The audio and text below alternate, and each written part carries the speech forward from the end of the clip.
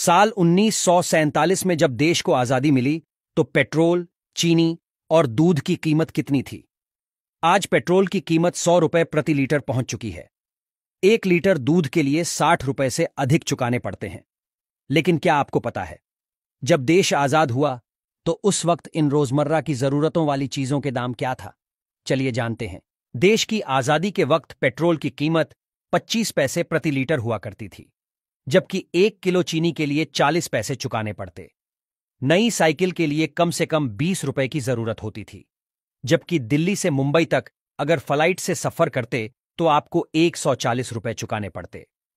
उस दौर की कीमतें कुछ इस प्रकार हैं: चावल 12 पैसे प्रति किलो, चीनी 40 पैसे प्रति किलो, आलू 25 पैसे प्रति किलो, दूध 12 पैसे प्रति लीटर, पेट्रोल 24 पैसे प्रति लीटर, साइकिल 20 रुपए, सोना 10 ग्राम 88 रुपए 62 पैसे।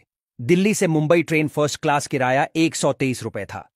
एक अखबार की कीमत 13 पैसे और सिनेमा टिकट 30 पैसे की हुआ करती।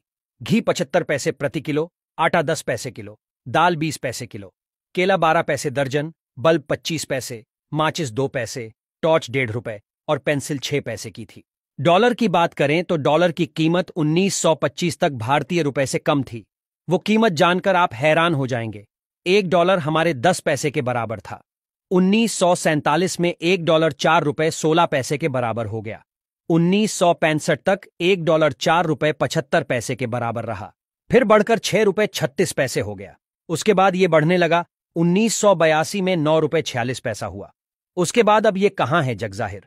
लगातार डॉलर के मुकाबले रुपए की कीमत कम होती जा रही है।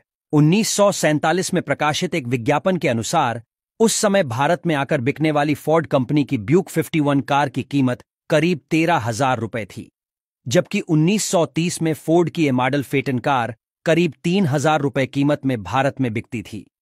वहीं क्या आप जानते हैं भारत में पहली बार रुपया कब अस्तित्व में आया?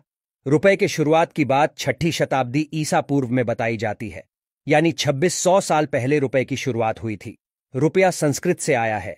रूपा का अर्थ होता है आकार, रुपया का अर्थ है चांदी यानी चांदी जैसा, जबकि रुपयकम का अर्थ चांदी के सिक्के से है। हालांकि 16वीं सदी में शेरशाह सूरी ने अपने शासनकाल में चांदी के सिक्के को नए तरीके से पेश किया, जिसका वजन 178 कण था। रुपए के नाम से बाजार में उतारा गया।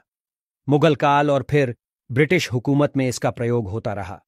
फिर 1861 में 10 रुपए के नोट ने पहली बार बाजार में दस्तक दी। 1864 में 20 रुपए का नोट आ गया।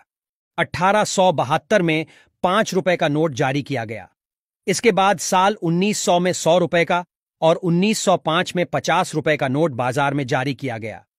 इसके बाद अगले 5 साल में 500 और 1000 रुपए का नोट भी बाजार में आ गया था।